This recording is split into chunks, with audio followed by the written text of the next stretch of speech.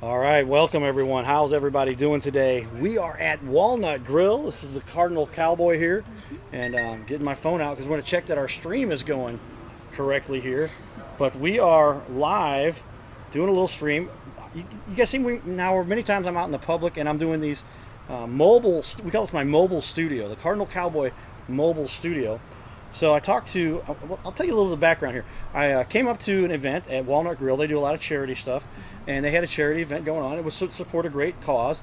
And as I'm walking around the crowd, I said, "Let's talk to some of the people. You guys might have seen that stream. We got a few thousand people the other day that saw it." And I'm just talking to people in the audience, and I saw this young lady over here who had a child center. This is for the Child Center, was the charity of cause for that event that they did a golf tournament up here.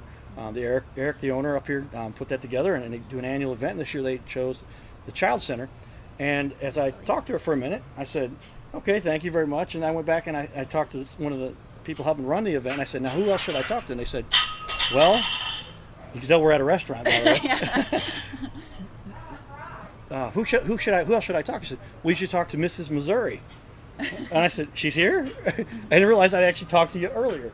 So, ladies and gentlemen, we're here with Mrs. Missouri, Heather Kemper. I'm going to go ahead and switch over to our other camera so everybody can see your title slide. So now, Heather, say hi to everybody. You are being live streamed. The lighting here might be...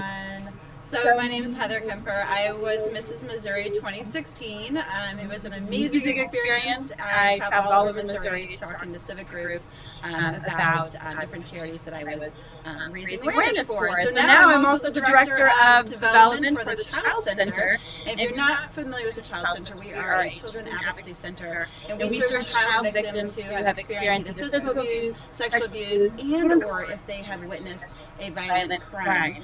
Now our primary goal is to ensure that those children that are disclosing of that type of abuse, that they are not further victimized by the very intervention programs designed to protect them.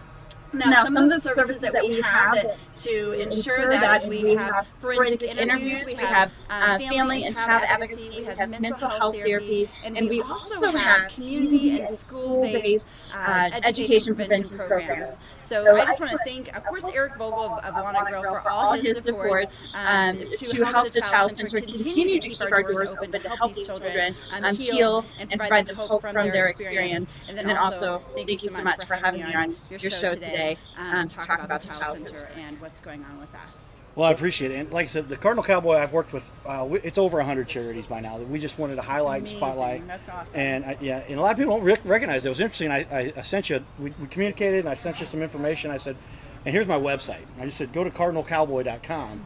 And I was like, which website should I give her? I mean, that's based on what we're talking about. We're doing some charity work. That's where most of that is at. And then I didn't know what you thought, and then you kind of saw that. I was impressed. There's so much that you've done. It's really good. And I think a lot of people don't recognize that that's the core function for what the Cardinal Cowboy thing is all about. So if you have somebody that has a need, a charity, an event, let me know. I mean, that's what we do this for. We want to try to highlight the community leaders, and that's why we have Heather on the show here from the Child Center. TheChildCenter.com. You can see that on the screen right there. And we've edited that on the screen. I'm Carter Rethwish, a.k.a. the Cardinal Cowboy.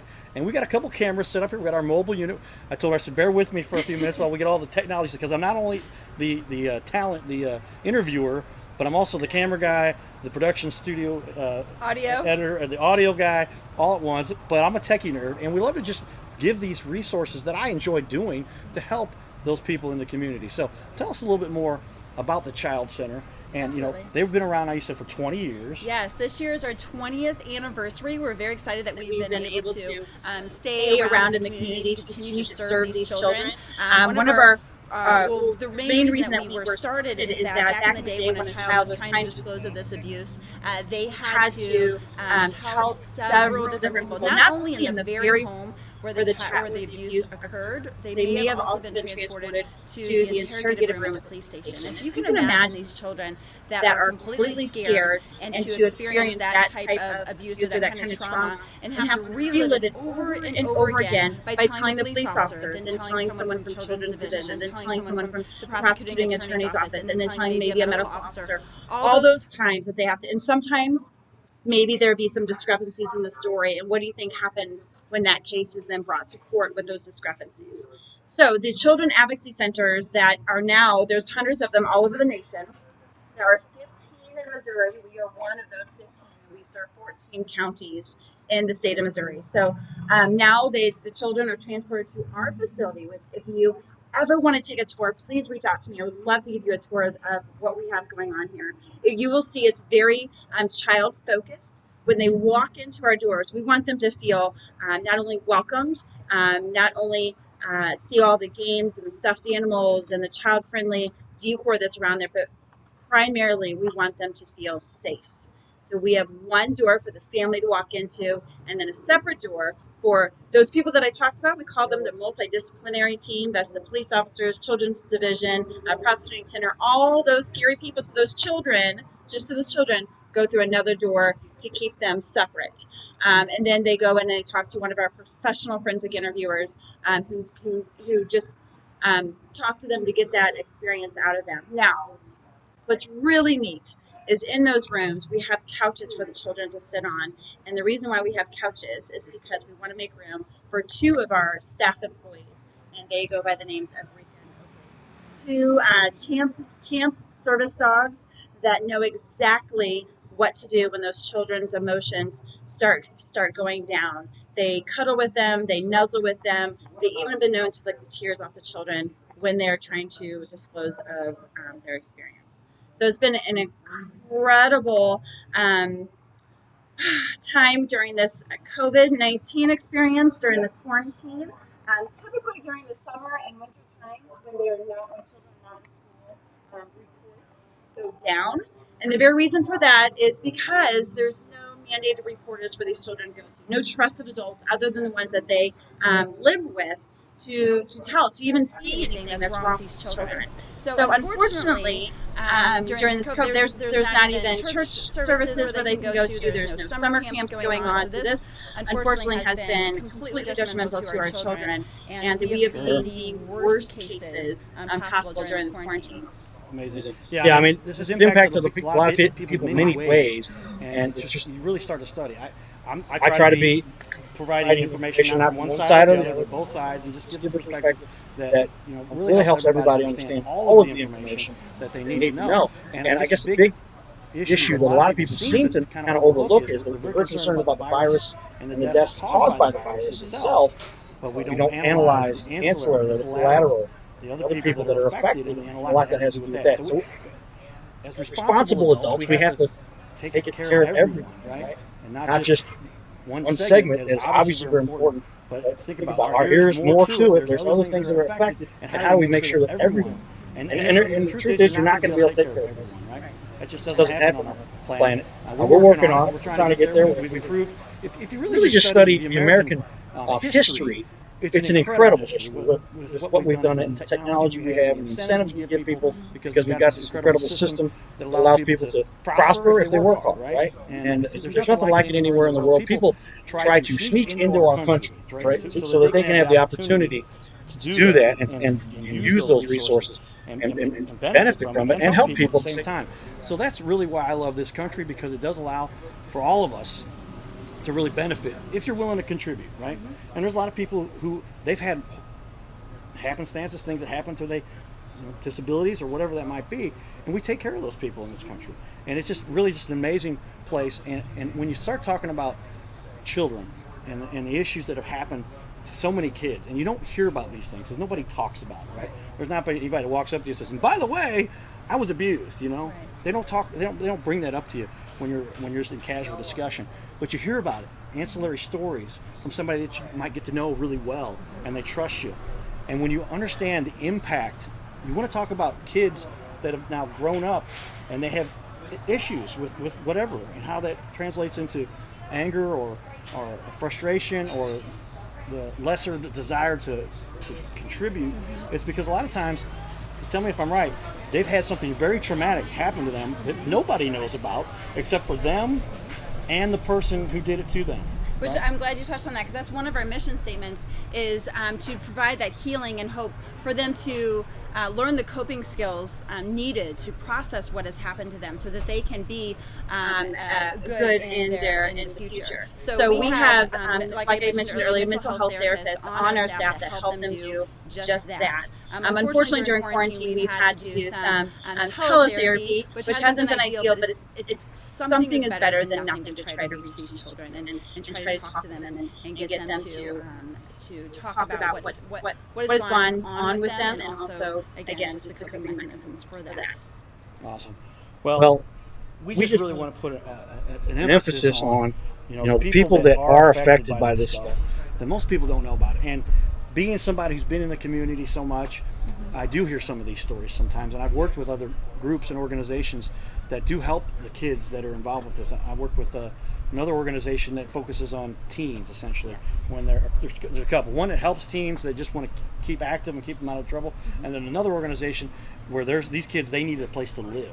They're 18, 19, 20 years old. I think the cap there is once they get to about age 25, that's when they have to move on, and they've tried to help them through that situation, obviously. But when you really get to see and hear some of these stories, it's just a huge impact, and it lets a lot of people realize that there is a much larger need. When you start feeling sorry for yourself, right? When you start feeling about, oh my gosh, and I joke about this because from keep it in perspective. Let's not get too high on ourselves. And I say, my joke is, I have people who say, my dog is going to pee on the floor. I don't know what I'm going to do. I got to get home. This is a major crisis for me. And I'm like, really?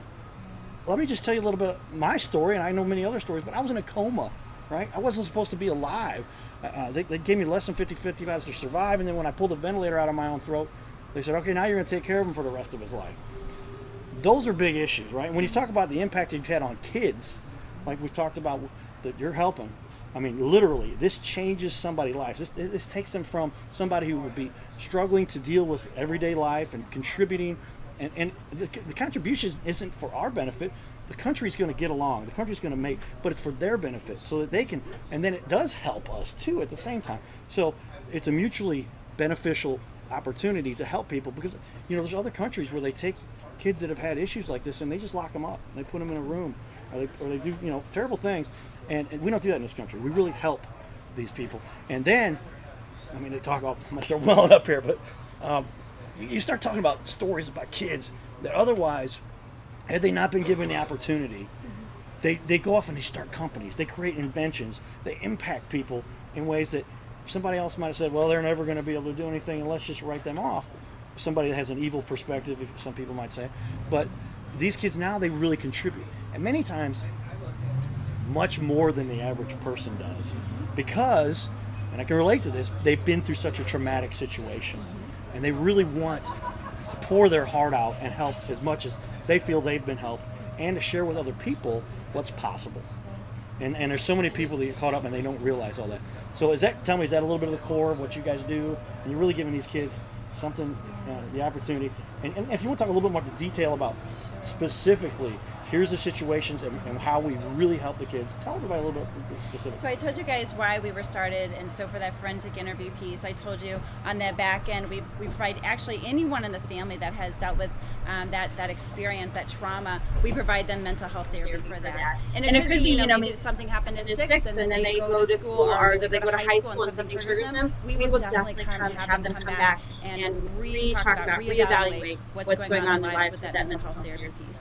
And then on the beginning, on the front end of that, we have that, like I was talking about before, that community and school-based prevention education programs, especially in St. Charles County. We are in every school district here and all the public schools to help those children recognize that a trusted adult they can go to, that they can turn to, either be a counselor, a teacher, even a bus driver, or maybe someone from church, or goodness gracious, maybe even a coach, someone that they can talk to or go to that's not in their family, that they can trust with whatever they need to disclose. And then on the opposite, also someone in their family, maybe an uncle, a grandma, that they can trust on that end as well.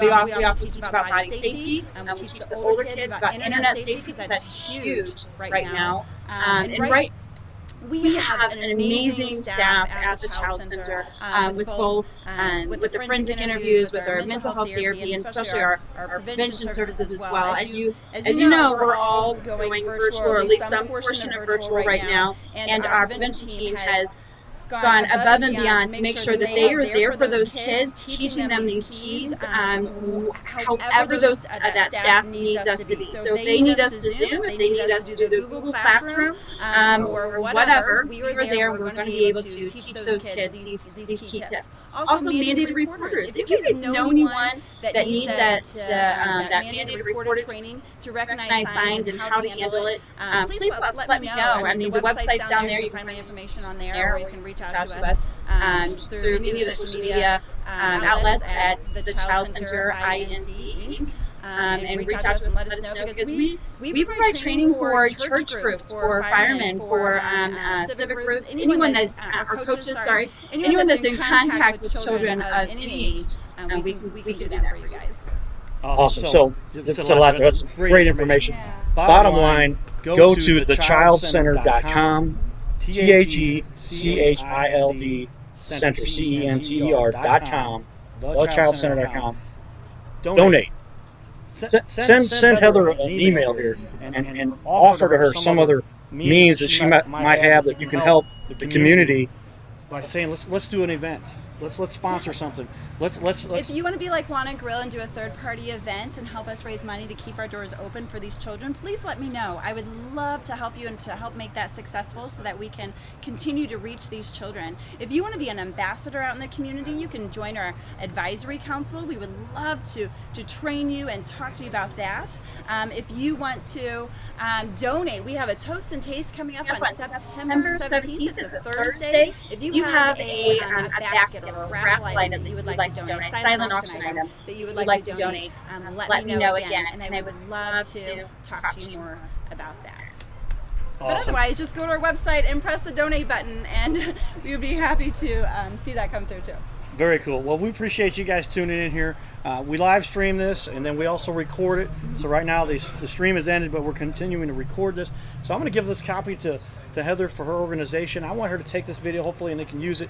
And if you know anybody, again, else that needs the spotlight put on them, let us know. Get a hold of me. Cardinal Cowboy. I'm easy to find. We help small businesses is my other mantra, because a lot of people don't realize about 95% of the business that's done in America is done by small businesses, and those are the ones who then contribute and help all the charities that are in St. Louis. St. Louis is the most charitable city in the United States. Oh, absolutely. Look it up. It's not like I'm just saying that to say, hey, I think they are because I live here. There's data that proves that per capita we do more donations here than anywhere else in the United States, and I would infer that likely means anywhere in the world too. So as the United States, I think that was one of my biggest lessons from this whole quarantine and COVID-19 is trying to fundraise for these children and learning just how incredibly generous the community has been. I mean, they know what we're going through. I mean, we have so many cases right now where the children are in desperate situations where they need, because typically when someone is abused, it's someone they like, love, or live with. So if you can imagine during quarantine when we were supposed to be hunkering down in our safe homes, these children are hunkering down in an abusive environment. And I think the community has recognized that and has been stepping up, and I have been so in awe of everyone that has been involved with trying to make sure that we can stay afloat this season. Well, great stuff. We touched on it a little bit. I know you want to talk about it as we wrap up here.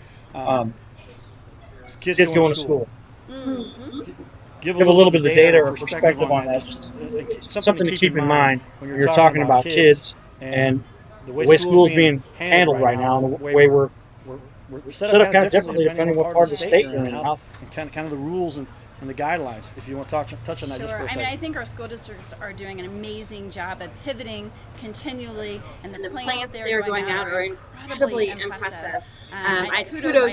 My kids are in Winslow School District, so Dr. Kane, thank you for all that you've been doing. But goodness gracious, just like I was talking about earlier with summer and winter breaks, when these children are not in school, they don't have anyone to either report the abuse or anyone to witness the abuse. So again, when that happens, the reports go down, then the cases that come in are the worst we've seen. So that's my main concern. When the schools aren't fully open, we do not have our eyes on these children. And it is the adult's responsibility to take care of these children. It takes a village to take care of our community's children. And that's just my biggest concern right now.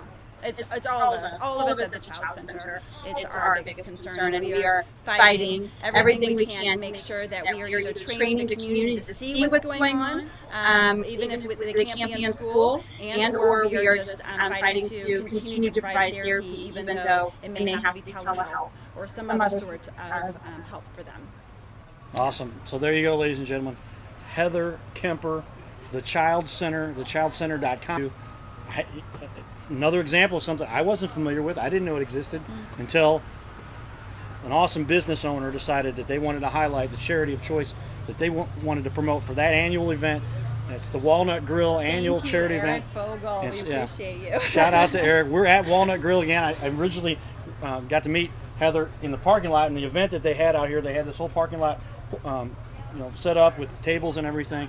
And so we decided we'd come back up here to talk again at Eric's location. We're about to eat some of our food. It might be a little cold, but that's all right because we really wanted to do this live stream and record this video and just share what's out there. I mean, the bottom line is this. A lot of people joke, Cowboy, what do you do for a living? I try to be a communicator. This is what I went to college for. Believe it or not, I've got a master's degree, and my master's degree was in media communications. And what I learned is that just about anything you try to accomplish will fail unless communication is key, right? To what you're trying to do to establish that event, organization, project, business, whatever it is. So take the time, put the word out, take a moment to share this post, to share this stream, and get the word out to help as many people as you can. Whether it's the Child Center or some other organization, I hope it's a Child Center. I hope it's dozens of charities that we've worked with. They do a great job. Get a hold of Heather, but do something, take a moment, and I'll tell you why. A lot of people say, well, I don't have time. I don't have resources. I do enough. I feel like I'm contributing. I'm upset. I'm frustrated. You weren't going to say that out loud, but you're thinking it. If you want to feel better about yourself, if you want to decide to make a difference that will impact your life, go out and help somebody. I've never had a depressed day in my life since my coma and my accident when I decided I needed to go out and help people. And ever since I've done that, you won't find me depressed. I've had ups and downs just like anybody, but when I help other people, that's what provides the fulfillment to make you feel great. I don't need millions of dollars. Maybe I'll make it, maybe I won't. But what I need is to be happy. So do you. Take the time, spend a minute, reach out to an organization, get a hold of Heather at the Child Center, and we hope you can contribute. Thank you, and right. Thank you. I appreciate it. Yeah, thank you. Great. All right, everybody. Stay tuned. More excitement coming from the Cardinal Cowboy. CardinalCowboy.com. Go out there, CardinalCowboy.com/show. If you would like to fill out the little form we've got to be on my show. We've got a studio. I told Heather, let's do this one out. I've got my new mobile studio right now, so we're going to do a mobile